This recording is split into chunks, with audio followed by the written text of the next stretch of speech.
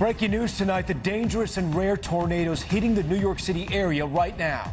This massive funnel cloud spotted just outside the city. Downed trees cutting off highways, violent downpours submerging neighborhoods. At least one person struck by lightning. Where the severe storms are headed next. Plus, tracking Tropical Storm Bertha bearing down on the Gulf Coast. We time it out. The school bus carrying students slamming into a building, multiple people hospitalized. The shooting rampage terrorizing an entire neighborhood, a man with an AR-15 firing randomly. The terrifying moments caught on multiple cameras. Danger in the water drone video capturing a monster great white shark lurking near unsuspecting young swimmers. The amazing discovery 70 years ago, a Pan Am plane crashed into the ocean, thought to be lost forever until now, the moment these researchers found it. Bear break in what this Colorado man did to get this massive animal out of a car. Plus, the cost of living in Miami surpassing New York City for the first time ever. So why is living in the 305 even more expensive? We'll explain. Top story starts right now.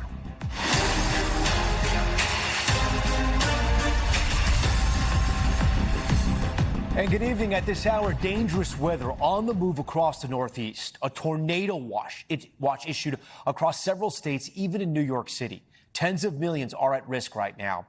You take a look at this massive funnel cloud swirling over Pine Brook, New Jersey, just 26 miles outside of New York City. Torrential downpours and violent winds shaking neighborhoods.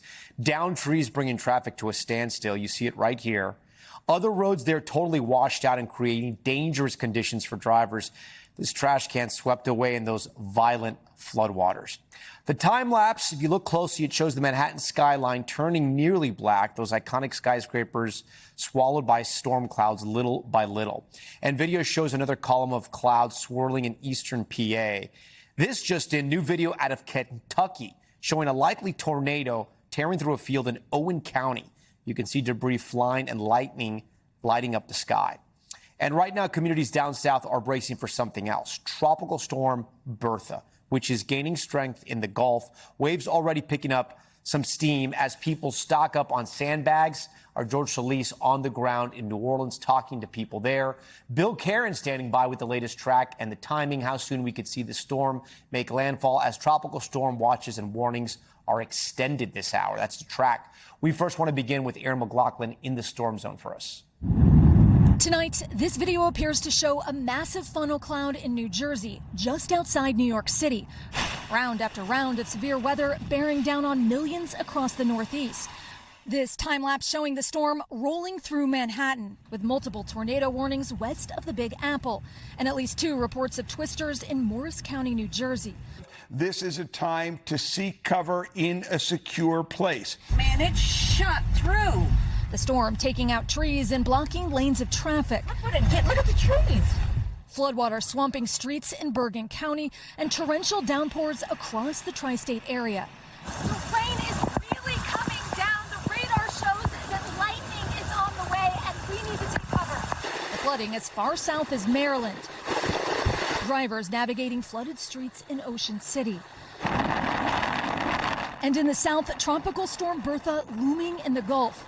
Double red flags in Panama City Beach, Florida, warning beachgoers to stay out of the water. Bertha bringing dangerous rip currents and waves up to 11 feet. Meanwhile, in the west, monsoon rains inundating Prescott, Arizona. And in western Colorado, heavy rain sending mud and debris onto Interstate 70, shutting it down. Tom, I spoke to a man who said he was driving down this road when all of a sudden a wall of water just came gushing down. Video shows his car trapped. He said the water was all the way up to that tree. Thankfully, he's okay, and his car has been towed. But it's a powerful demonstration of just how dangerous and fast these floods can be. Tom. You can never drive into those puddles when this happens at flooding. All right, thanks, Aaron. And as Tropical Storm Bertha takes aim at the Gulf Coast, our George Solis is on the ground in New Orleans, where a tropical storm warning is in place. George, emergency operations are already activated there. How are people preparing? New Orleans is used to storms, and this is maybe one of the first ones of the hurricane season that's going to get them awake and kind of watching the radar. Yeah, that's right, Tom. And we've been talking to so many residents who are saying they're hoping for the best, preparing for the worst here at this sand distribution site. People have been grabbing these bags provided by the parish, filling them up, loading up their vehicles, just like this one here. You can see this family taking several bags. The good news here, this is all free, so they can take as many as they need. Talking to families here who are saying they have been down this road before. And even though current forecasts say this may not be the ultimate rainmaker, they know what a difference any change can really make with these storms. And so, again, these are open 24 hours. People have been filling them up, saying we want to make sure we are prepared for whatever Tropical Storm Bertha does. And as you mentioned, that Emergency Operations Center already activated. And what does that mean? Well, you have a contingency of workers already on standby, ready to be deployed should this storm take a turn for the worse.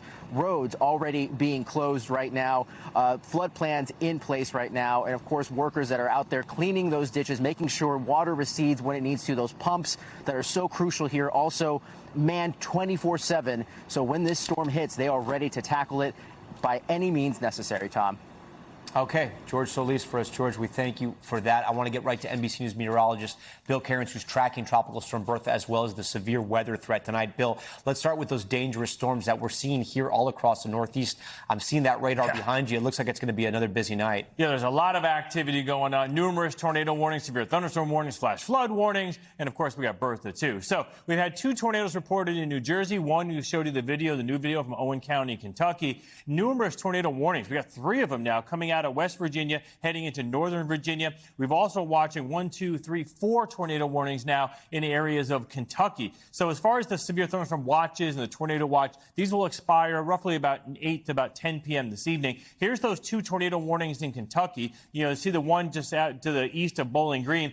This is London, Kentucky, under a tornado warning. I'm sure your sirens are going off. Everyone's getting to their safe room. It looks like if there's a tornado with us, it's passing on the south side of town. It does say radar indicated, so we'll just hope that that's not on the ground. As far as the flash flooding goes, this has been widespread today from southern Connecticut, northern New Jersey, all through the New York City area. Still have active flash flood warnings in northern Delaware, including Baltimore, Richmond, Elkins, West Virginia. Look at this huge section of Ohio into West Virginia, all under flash flood warnings. And this is the Appalachians. This is the mountainous areas where the water piles up in a hurry, and we can get a disaster in a hurry, too.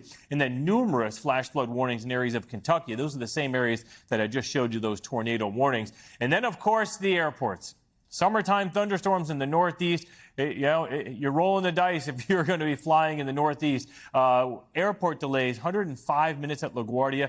Philly, Tom, is at 165. And because of that heavy rain, Baltimore for the last 3 hours has been under a ground stop. It means no one's getting in or out. So much rain tonight. Let's talk about Bertha. I know it's not the storm of the century, but it looks pretty big right now in the Gulf. Yeah, so it's a decent-sized storm as far as, how north, south, east, and west. But the issue with this storm is that the worst of it is all over the water. And that's great for everyone on land. We still have, tropical storm warnings. It's not that far away from actually being a hurricane. The winds are at 60 miles per hour. But this is as strong as it's expected to get. It's moving to the northwest at about 6 miles per hour. That's going to put it somewhere in New Orleans or just south of New Orleans come this time tomorrow. And then it's going to pass right along northern portions of the Gulf from Louisiana all the way through Galveston towards Houston. Notice the wind speeds. They die off and they weaken with the storm. So the biggest question is, if the winds aren't going to be an issue, what are we going to deal with storm surge? Tomorrow at high tide, possibly 2 to 4 feet higher than normal. So the beaches, everyone's telling, the red flags are flying. Lifeguards are saying get off the beaches. So that ruins people's vacations. And we also can get the beach erosion out there, too. So it's about 1 or 2 days of, really, not actually canceling people's plans, but making it more difficult than it usually would be. And as far as rainfall goes, New Orleans is only supposed to get an inch or 2 of rain, Tom. So the rain's not the real issue with the story. We'll see what the high tide does tomorrow. And then hopefully we'll be done with the storm in a couple of days and get a break. Bill, before you go, and I know you don't cover airlines for us, but you do cover weather. We're going to have sort of this double whammy, right? Okay. All these delays and cancellations you were talking about in the Northeast, along the eastern seaboard. I wonder now with this storm as well in the South, could this be a perfect storm for travel trouble over the next week? There'll be squalls. I think if you're flying in and out of, say, New Orleans tomorrow, we could have some minor problems. Houston, that would be as we go through Friday, but nothing even close to what we're dealing with today. Okay, great. That's good to know. Bill Cairns, we thank you for that. We want to turn out to a developing story out of Baltimore. A school bus, wait till you see this image, plowing into a building with kids on board. You can see the back of the bus sticking out of the building there. The fire department says 2 adults and 2 children were taken to the hospital with minor injuries. Joining us now from Maryland is Kyrie Stewart from our Baltimore affiliate WBAL. Kyrie, thanks for joining our coverage live here. Do we know who was on the bus and the condition tonight, and how did this happen? Lots of questions, surrounding all of this. They didn't say exactly how many people were on this bus. I'm going to step out of the way and just show you how things look from the ground right here. But as you mentioned, we know that 2 adults and 1 child were taken to the hospital. 8 people in all were evaluated here at the scene, but they decided not to go to the hospital. But just take a look at this right here. Right now they're just trying to figure out how to get that bus out of the building. We were told not too long ago that they were waiting on an engineer to come here to figure out whether or not the building is structurally sound. And I think that's the really big question right now that they're trying to determine, because over here to the left, we can see that they have 2 tow trucks that are parked here and ready for when they want to pull that bus out of the building. But right now they're just standing around and they're just trying to figure out whether or not it's safe to do so without that building coming down, because if you look at the top of the bus, it's hitting the ceiling right there. So that's really the big question with all of this. But we're told this all happened around 2:25 this afternoon. We're told that this bus was coming from the Maryland School for the Blind. In fact, some of their officials were out here, the administrators of the school were out here shortly after that crash happened, and they were pretty much just on site making sure that everything was okay. Now, we're told that the injuries to those people that were taken to the hospital, that they are minor injuries, thank goodness, because this could have been a lot worse. And then officials also told me, too, that this building was occupied when it happened. Now, I wasn't able to speak to someone who was inside the building when it happened, but we did talk to a woman who was next door, and she said that she was inside her shop. She had her 3-year-old with her, and she just heard a loud boom, and she said she heard that a couple of times, and when she came out, she pretty much just saw the scene. She saw emergency crews arrive here.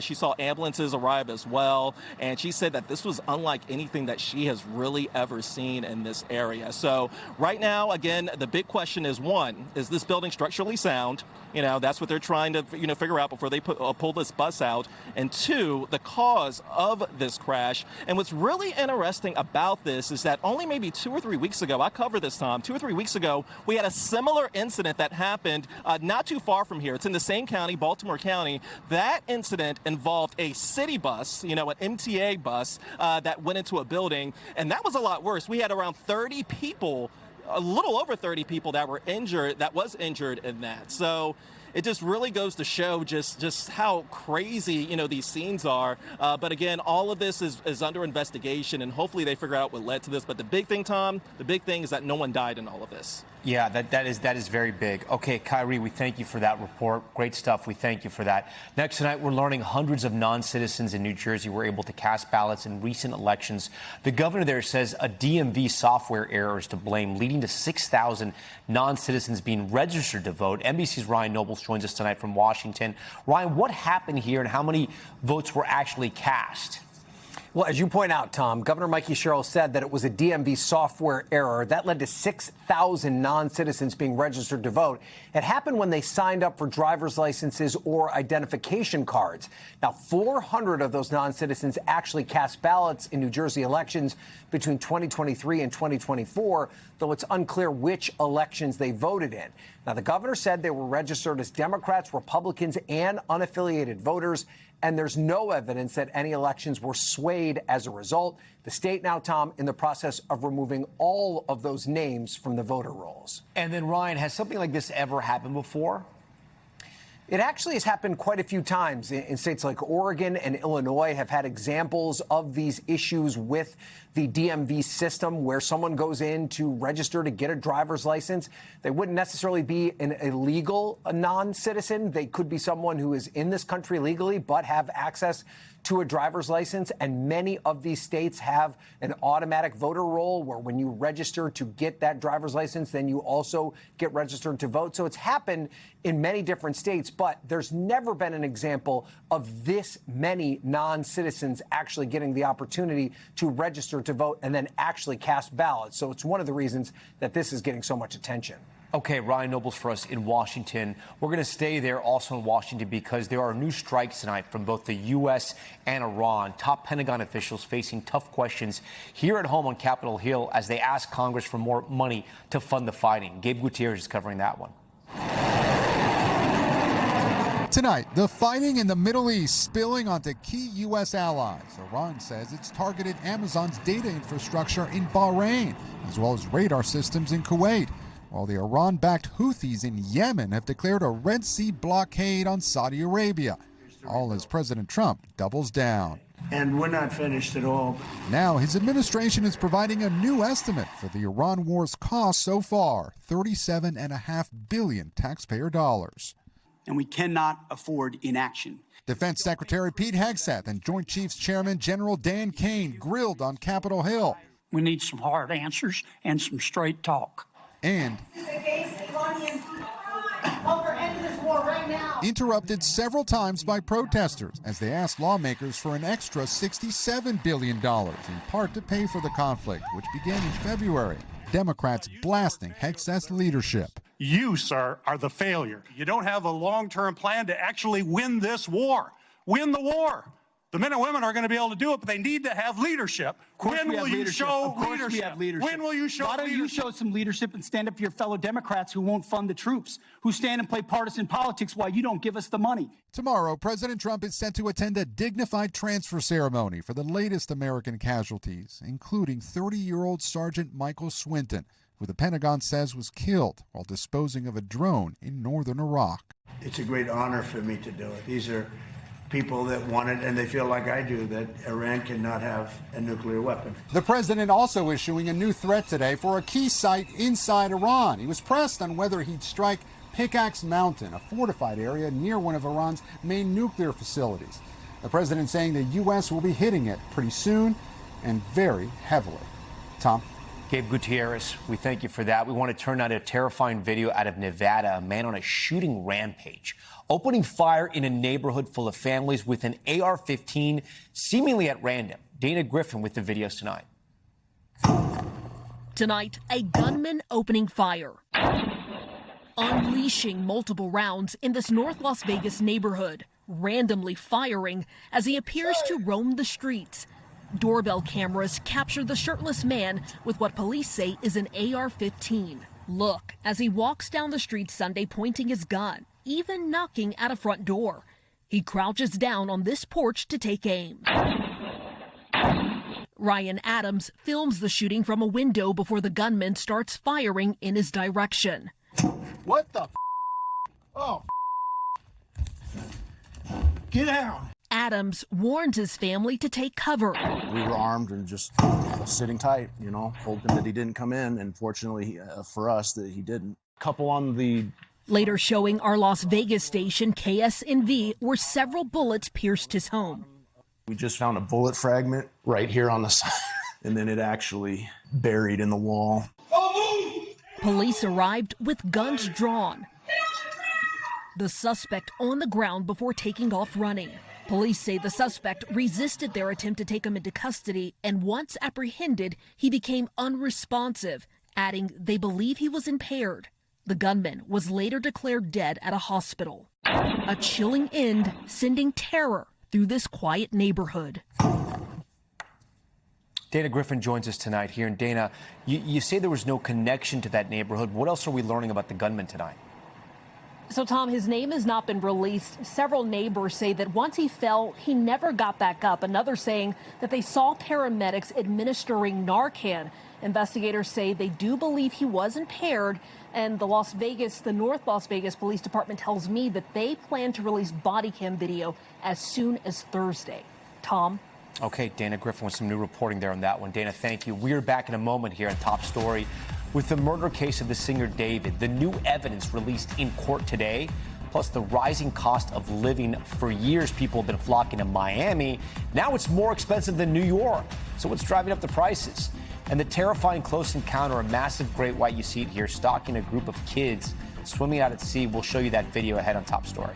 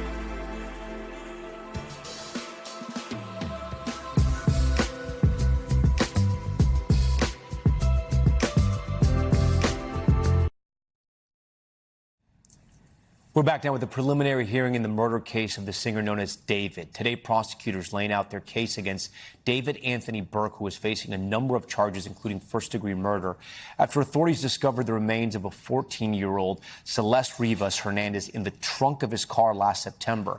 That car was found in a Los Angeles impound lot several months after she was allegedly killed and just over a year after she was reported missing. For more on the new developments in court, I want to bring in NBC's Camila Bernal in L.A., who's been covering this for us, and Kristen Gibbons-Fedden, an NBC News legal analyst. Camila, I'm going to start with you. There's a lot of new evidence introduced today, including body cam video, photos of the victim, and some text messages allegedly sent between David and Rivas Hernandez. Talk to our viewers about what the major takeaways are. Yeah, Tom. So we knew in these text messages the two were essentially fighting, and this was text messages of a fight the day before investigators believe Celeste Rivas was killed. The gruesome photos that the court saw today were photos of that decomposed body that was found inside of the front trunk of the Tesla. And while that was happening, Celeste's mother was crying as she was watching these very gruesome photos. One of the key things in the evidence that prosecutors were presenting today was the Amazon purchases. And we had previously talked about the fact that they believe he ordered 2 chainsaws, for example, an inflatable pool, a burn cage, all of these things that they believe he ordered on the internet. Well, today, authorities on the stand said that they actually found some of these things at the home.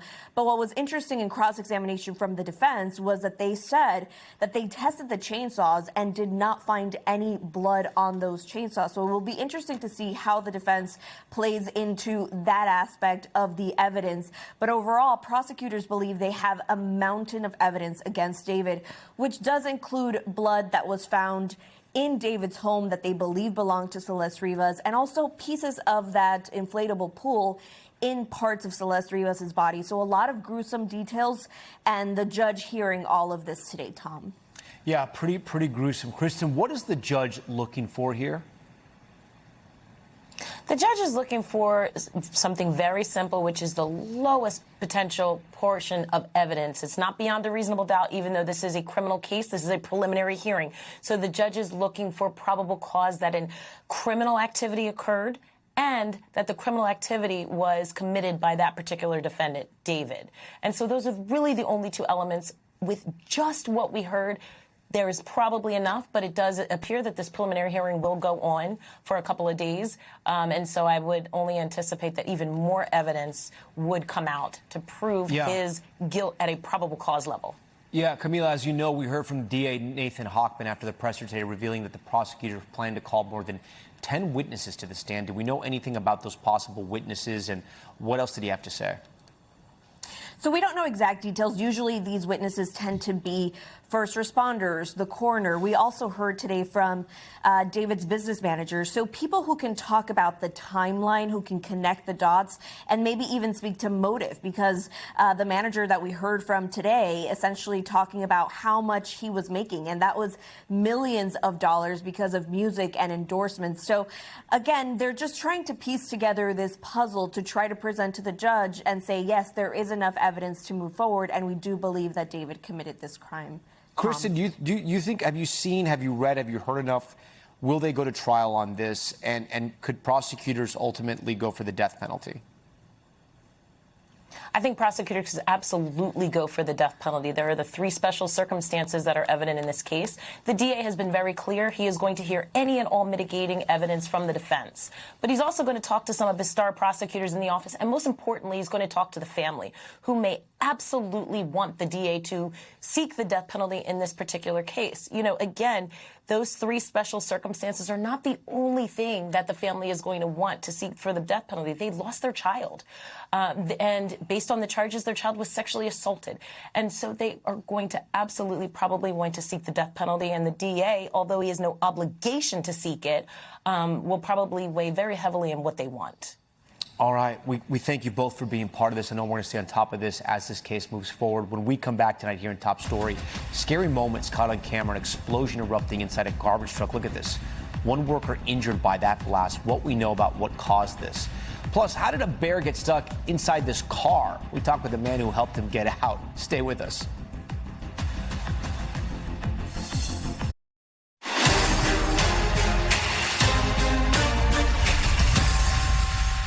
We're back now with a scary close call in California. Alarming drone video shows a great white shark lurking dangerously close to a group of kids playing in the ocean. Our Liz Croyd spoke with the person who filmed it. Tonight, a shocking video off the coast of Southern California. A 10-foot great white shark spotted dangerously close to a group of children swimming north of Los Angeles. The kids seen smiling and even waving to the drone camera, seemingly unaware that the massive predator was just feet away. I did get nervous. My heartbeat did go a little higher. Carlos Gauna took the terrifying video from about a mile away. I'm searching the shores, and this particular shark came from the depths, and I saw it near the swimmers. They definitely didn't have any idea. They waved at the drone. The video highlighting what experts say is one of the sharkiest summers in a decade off the California coast, driven by an El Nino weather pattern that's warming up the ocean waters, leading to more shark sightings, including incidents like this, a heart-stopping moment in June as a curious shark circled a surfer sitting on his board. But despite the uptick, Chris Lowe of California's Shark Lab tells us that luckily for those in the water, this doesn't actually mean more shark attacks. We don't necessarily see a big correlation between shark bites and strong El Ninos. What we do see are more sharks. So many that... So there's a shark right there swimming behind you. See it? Right behind me. Look at that. There were several swimming by during our interview today with Carlos. This is life every day right now. This summer is insane. A sharky summer, to quote Liz Croyd there. So, Liz, we've also seen more shark sightings in New York. Is that a coast-to-coast trend? Is it that more people have drones? What could be driving all of it? Yeah, hey, Tom, it's a combo of all of this. Definitely more drones, right? We can take the camera up and get that bird's eye view and see them flying around. But we are seeing coast to coast more sharks this summer. As we mentioned in the piece, a lot of this has to do, especially here in California, with this El Nino that is warming the waters. Sharks have been moving north up from Mexico in this area. But the good news, as the Shark Lab said, that doesn't mean more bites. And if we look at some of the statistics so far, there have been 7 shark bites so far this year. That is trending downward from past years. Last year, there were 28 bites in total, 36 bites. So at this point, for all the way in midsummer, we're doing pretty well. But the experts at the Shark Lab tell us that more sharks are coming. So we'll see how the rest of the year goes. They're tracking them. Okay, Yep. Liz Croyd, we thank you for that. Now to Top Stories newsfeed tonight, Hollywood. Remembering actress Kaylee Hoddle, the 18-year-old. She died in a car crash today in Maryland. She was deaf and best known for her roles in 2 Godzilla movies. A local sheriff's office says she was riding in a car around 3 a.m. when it veered off the road and it crashed. And a scary scene in Wisconsin, the moment an explosion erupts inside of a garbage truck. Look at this. 2 workers here unloading bins when it happened. The blast knocking one of them to the ground. Authorities say he was taken to the hospital for an eye injury and a concussion. We're told the explosion there was caused by an oxygen tank that someone threw in the trash. And new video of a suspect's daring getaway attempt. This is incredible. Here you can see deputies in Missouri trying to stop the driver. Then he opens the door and he gets out while the car's moving. Now you see him, now you don't. He just dives off the bridge. That sheriff's office says they eventually tracked him down and took him into custody. Some deputies were hurt while trying to detain him. They are going to be okay. And a lucky find for one teen in Oregon. He went into a thrift store and picked up this LA Lakers warm-up jacket. Take a close look. He resells clothes online, so when he saw Chamberlain on the back, he's like, what? Wilt Chamberlain, of course. He snagged the jacket, paid just $3. Turns out it was actually a game-worn jacket from the 1972 finals. He just sold it for about $90,000. Pretty amazing. And Miami surpassing New York City for the first time, but on a list you don't want to be at the top of. For the first time, the cost of living in the 305 is higher than here in the Big Apple. Here to break down the numbers, NBC's Ali Canal. Ali, always great to see you. For years after the pandemic, Miami was sort of the top destination, right? And so many people were leaving New York and California and coming to Miami for a variety of reasons, the sun and the fun, but also those good tax breaks and also the rules during COVID. But now it's sort of coming to fruition, and it now feels like maybe it's getting too expensive for some people? Yeah, so the math is changing here, Tom. Basically, the cost of living is becoming a lot more expensive. Since 2019, prices in South Florida, they've jumped 36%. That's the second fastest inflation in any major U.S. metro area, second to only Tampa, which is another Florida-based city. And home valuations have also soared here. Zillow telling us that Miami home values have climbed about 90% over the past decade. That's outpacing both New York in the entire country. So is it just population influx? Like, yeah, what is it? It's people moving down there. They're embracing the lifestyle. Obviously, during COVID, you had a lot of corporations switching to remote work. And then some of the realtors who I spoke with told me that they are seeing businesses open up. They decided to put their kids into school. So they are staying in South Florida and not moving back. And I think in the beginning, people thought, okay, let me buy a property in Florida during COVID, get out of Dodge for a little bit. But now they're staying for the long haul. Is it happening all over Florida as well? Because there are some big population centers in Florida that have grown over the year, whether it be Orlando or places like 30A, which was a vacation destination, but people are now moving there to live. Yeah, like I just said, look, Tampa is seeing a pretty significant rise when we talk about home valuations and the pricing that you're paying there. But I think Miami is sort of becoming this cultural hub. A lot of financial institutions, a lot of tech firms are actually relocating their businesses to Miami. It's sort of becoming the crypto capital of the world now. Right. A lot of that tech, a lot of that new money is flowing. So you're seeing what's been happening in New York over the past few decades sort of starting to transition to Miami. And that's why you tend to see a lot of New York transplants go to Miami. And that's why it's always that big debate on what's cheaper at the end of the day, living in New York City or living in Miami. And so many restaurants now that were just New York favorites are now in Miami. The story of Miami, I'm from there. I know this has a lot of times been boom and bust, right? Either overbuild or people overinvested or leveraged investments, whatever it may be, boom or bust. People now say they don't think this is going to be a bust, right? It's been 5 years, 6 years since the pandemic. And it's still sticking, right? It's still very expensive in Miami. And now we're talking about it being more expensive than New York and LA. Yeah, we've talked about the migration, where people are moving, and pretty consistently, I mean, Miami, South Florida, the hotter regions, they have been the hot spot. And the state income tax, right? People like that. Yes, if you get that break, no state income tax, especially for wealthier Americans, that's a pretty big incentive. But again, you also have to factor in those other costs. Insurance, right? So I was just about to say that. You get the sunshine, but you also get some flooding sometimes, and hurricanes. And cars, like in New York City, we don't need cars typically. Yeah. So that's something that I think surprises a lot of those folks that end up moving down when they get over there. Okay, all right. Definitely amazing. Ali Kadau, we thank you for that. All right. Now to the alarming trend taking over your social media feed. Fake wellness influencers. Hundreds of AI-generated ads featuring AI-generated people are pushing health supplements promising Americans medical miracles. Take a look. Don't try this drink unless you want your friends to accuse you of getting a facelift. They've worked miracles for me. In a week, your face looks sharper, your ankles feel lighter, your shoes fit the way they used to. 90% of products are garbage, low doses, diluted formulas, zero results. It comes as the global wellness industry is booming, hitting a record $6.8 trillion in 2025, and it's forecast to climb to nearly $10 trillion by 2029. The New York Times is out with an in-depth investigation on how these ads are targeting vulnerable consumers, oftentimes with misleading health claims. Joining us now on set is one of the reporters behind that story, Isabel New. Isabel, thanks for being here. It's interesting. These are so prevalent, and I'm wondering if I've ever watched one of these and not known if one of these people were fake. All those ads that we saw there, were most or all of those people fake? Yeah, they're all fake. They're all generated by AI. And what did you guys find out from your in-depth reporting? I mean, how big is this getting, and how many AI people are sort of popping up on people's feeds? Well, you know, they keep popping up every single day. They're proliferating across our social media feeds. We've reviewed hundreds of these ads, and some have gotten taken down after we flagged to these platforms, but new ones are constantly being generated. Yeah.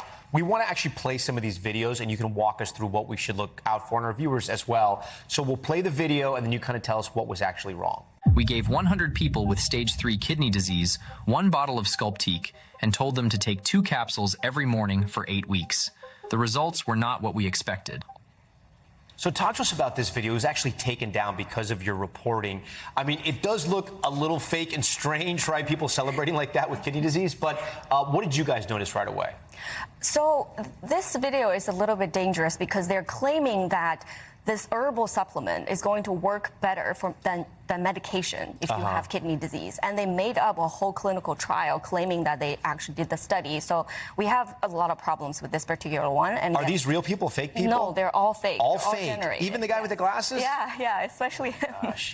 How long did it take you to figure this out? Well, you know, my colleague and I started noticing these actually a few months back, and the policy around these have changed, and the technology keeps getting better. So even in the months that we're reporting on it, they've gotten more realistic. If we're going to play some of these videos for our viewers now, what are the things that you look out for that you can give some tips to our viewers, like, hey, these are red flags, this is how you know the video's fake? That's a great question. So a lot of the times the backgrounds are really similar. They're constantly repeating these images, that these idyllic suburban streets or American flag. There's almost always an American flag. Very An American flag is a good tell. Yeah, okay. Good tell for American flag. And then the text. Pay attention to the text. If it doesn't make sense, and that usually means it's the text in the pictures, or the text actually written in the ads? In the pictures. Oh, okay. So you have to look closely. Yes. Are legitimate companies, wellness companies, also using AI, and can that confuse consumers? So far, all the brands we've noticed are online only. Oh, okay. But a lot of them are very popular. They're selling millions of dollars on social media. So, but not any ones that you can see in the big box store so far. Is there a certain supplement that you would recommend to our viewers be more careful with this supplement versus others? You know, peptides are very popular, creatine. I mean, there's so many nowadays, but what are some people should really be careful about because they've sort of cornered the market on AI? I think you should be pretty careful if it's an herbal supplement that you hadn't heard about before. Okay. And then pay attention to the packaging, see if there's something that doesn't make sense. Like, for example, some of these websites, they'll have misspellings, they'll have default text from the design template. Yeah. So pay attention to these details. Yeah. You know, we even had AI ads in the Super Bowl, right? Wellness AI ads in the Super Bowl. Is this sort of the new frontier? And how dangerous do you think it's going to get as far as blurring the lines from stuff that is legitimate versus stuff that could be dangerous? Yeah, so we've talked to some insiders of the industry, and they believe that more and more legitimate brands and bigger brands will take their service as marketing agencies and use AI because it's just so cheap and it's so fast to make. And right now, there's no federal law limiting the use of synthetic people in advertising. So until we change that, this is... You know, there were these kind of ads as well when I was growing up on television, and there was obviously like the 1-800 numbers to call and get medical supplements. There's a part of this, too, that is just common sense, right? If the claim is too good to be true, it probably is. That's right. But what's dangerous about these is just they can make them so fast and they can proliferate, and the tech keeps getting better and better, so it's hard to tell. And they can get you right there in social media when you're on those apps. Yes. Isabel, so great to see you. You can read her, of course, in the New York Times. Coming up here on Top Story, the stunning discovery out at sea, a search team finding the wreckage of a Pan Am plane that's been missing for more than 70 years, how they finally tracked it down. Plus, many parents think their kids are a one-of-a-kind. I hope they do. But these newborn babies are actually 1 in 15 million. We'll explain why right after this. We're back now with the shocking stabbings in Athens, just steps from the famed Acropolis.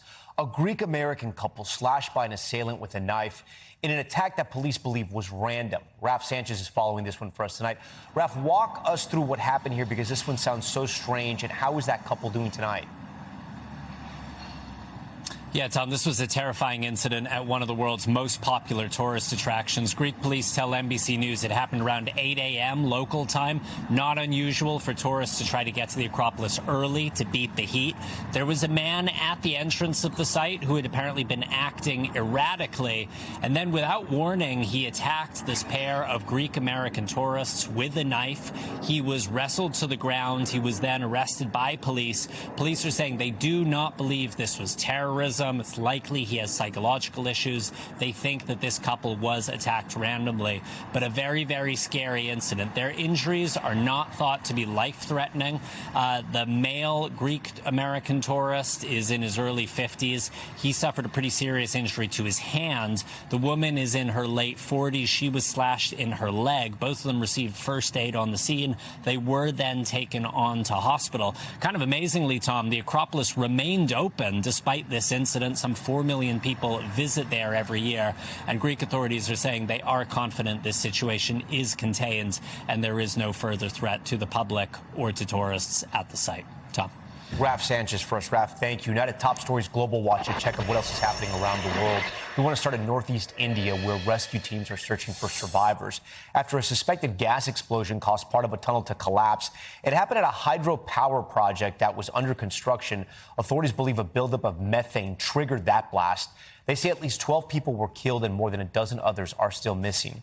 And in Nicaragua, they will not be holding any elections anytime soon. That news from the country's president, Daniel Ortega. The move crushing his opposition's hopes for a democratic vote next year. Ortega has been in power for almost 2 decades. In 2021, he declared himself the winner after throwing other candidates in jail. Ortega controls nearly all branches of the government there and has rewritten the Constitution. The U.S. does not recognize him as Nicaragua's legitimate leader. And in Australia, a mother giving birth to identical quadruplets. It's super rare. Doctors put the odds at around 1 in 15 million. The little girls were born just after 28 weeks, so they'll stay in the NICU for a while. But they're apparently all doing very well. Their parents already have 4 other kids at home, so one of their big goals now is getting a bigger car. Okay, now to an NBC News exclusive. A 74-year-old aviation mystery has just been solved. A Pan Am passenger plane that disappeared in 1952 found resting on the ocean floor by a Discovery Channel search team. NBC's Tom Costello has the details on this fascinating story. Missing for 74 years, this was the moment the search for a piece of aviation history finally paid off. Oh, stop! Oh, my God! Is that a plane?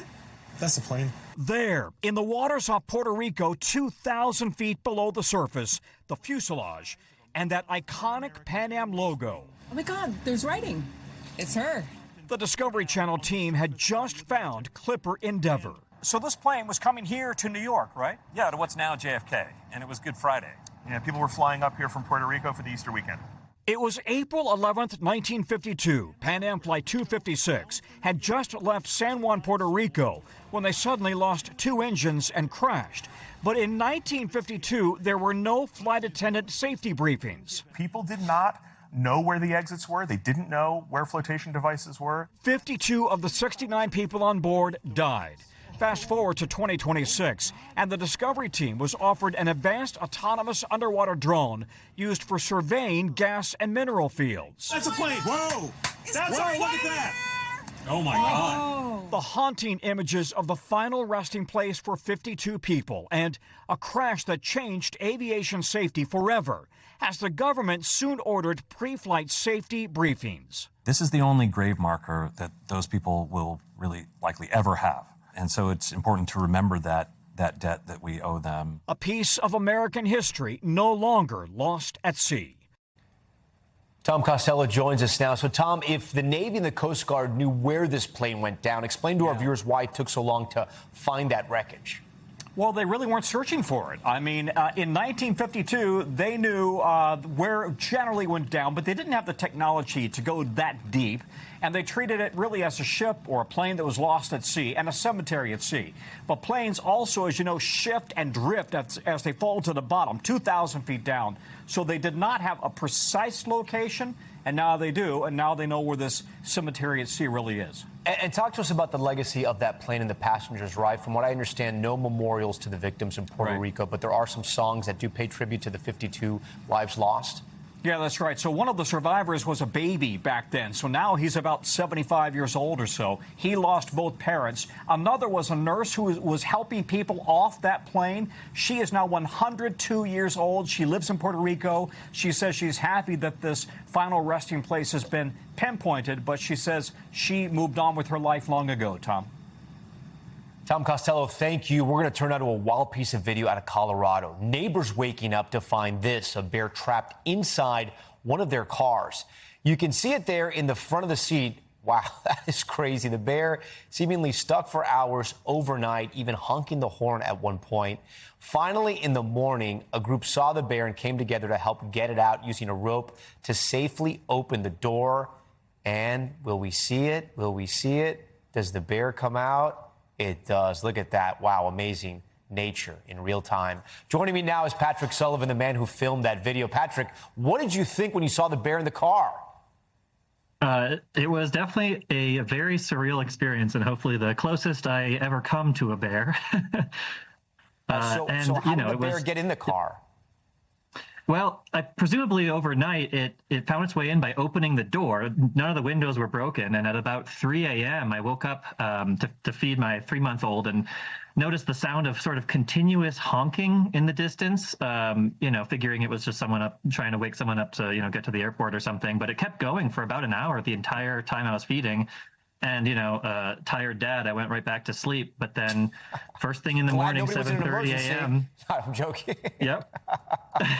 Exactly. There's certain things that take priority at 3 a.m.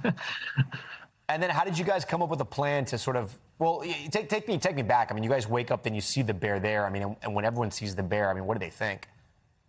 Yeah, I mean, my brother-in-law, John, was the one that basically, ran downstairs at 7:30, and the plan was the rope, I guess. I mean, I don't think he had much more than that. I was like, should we drive over? Should we bring bear spray so we have somewhere to hunker down if it's, ornery from being trapped in a car? But no, so the rope was the plan, and it's the neighbor shared, sort of shared forest between them. We just walked down over and saw it in the front passenger seat, and I think the fight had sort of left it overnight. It had torn up a good deal of the inside of the car, honked the horn, the airbag had gone off, and it was just sort of ready for us there. Wow, the airbag had gone off. That's crazy. And then how did you guys decide to do the back seat door instead of the front seat? All of the other doors were locked. It had locked itself. It had ripped out every single panel of all the doors except for that one. And so in the process, locking itself in from the outside. And so, my brother-in-law, John, had tested all the doors and was like, I don't know if we're going to be able to get it out without, a very unfortunate locksmith call. I don't know who would take that call, but luckily the rear, that was the only door that would open, and he tested it, and the bear looked back pretty suddenly. So he's like, yeah, maybe let's go with the rope plan here, because I don't want to be there when the bear runs out of here. And it was a good thing too, because it was quick when it did end up running out. How was the bear once it came out of the car? What did it do? It didn't even say thank you. Thanks for asking. Yeah. No, not even. It just sort of scampered off at 25, 30 miles an hour in the exact opposite direction. It wanted nothing to do with us. It probably had a bad enough night without dealing with 4 people and the dogs. So no incidents there. And you could see the video. I was sort of maybe 40 feet back next to the house when I was taking it running out. And even then, the sight of it rushing out of the car, I kind of tripped over myself and ran the other direction. So, but you get a glimpse of it coming out still. And then remind me, whose car was it? It was their neighbor's car. So they have sort of 2 older cars, and that was unfortunately the newer of the 2. And that thing is unfortunately totaled. The inside of it is unrecognizable as a car, and it had. In spending the night there, definitely used the facilities available to it, and definitely was a musk inside of that car. Oh yeah, I maybe using it as a restroom too, because it had been there all night. Do we know how it got in there? I mean, was the car unlocked? I think the car. Yeah, I mean, most people in that, it's a small sort of historic mining town. Most people leave their cars unlocked. In fact, people should probably leave their windows open so that bears can get in and out, because it was really the inability to get out that was the issue. So yeah, the car was unlocked, and that's sort of, I've heard, is pretty normal up there. Have you guys seen that bear before? I mean, is that a bear that sometimes comes to sort of the camping area? They knew the bear, so yeah. I mean, I was like, bears have 2 or 3 features. They're big, furry, and black, and they were like, oh, this is the the yearling that we've probably seen raiding the compost around here. So they're so familiar with wildlife up there in that little town in Colorado that I wasn't able to distinguish it from other bears, but I think they knew the troublemaker. So hopefully he grows out of it. Otherwise, the rangers are going to have a troublesome bear on their hands. Was it true that the bear was listening to a podcast in the car the whole night? I don't know if that's true. It might be barely true, but I think it was definitely sort of trying to trash Max. I don't know. Yeah, no, that's how the lore starts. All right, Patrick Sullivan, we thank you so much. When we come back, the emotional reunion, a man getting a chance to thank the first responders who jumped into action to help save his life. That's next. Finally tonight, an incredible moment of gratitude. A New Jersey man leaving the hospital after recovering from a heart attack that nearly killed him, but not before he got a chance to thank the police officers who were in the right place at the right time and saved his life. This is the face of a man grateful to be alive. Bill Riggio spent nearly 2 weeks in this New York City hospital, recovering from a heart attack that almost took his life. And I'll never be forever grateful for those guys. You can see the emotion reuniting with the people who helped him during one of life's scariest moments. I don't remember much of what happened. All I know is this.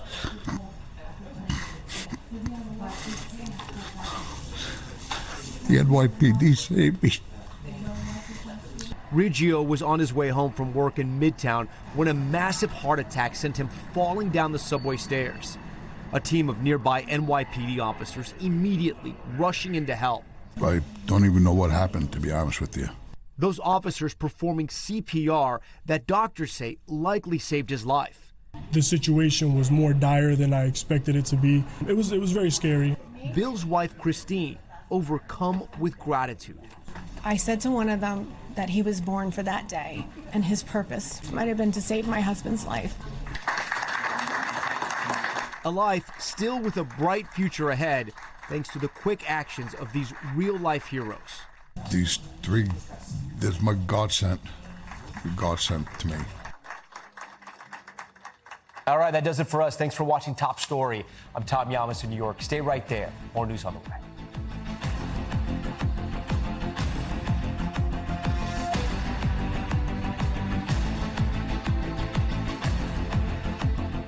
We thank you for watching, and remember, stay updated on breaking news and top stories on the NBC News app or watch live on our YouTube channel.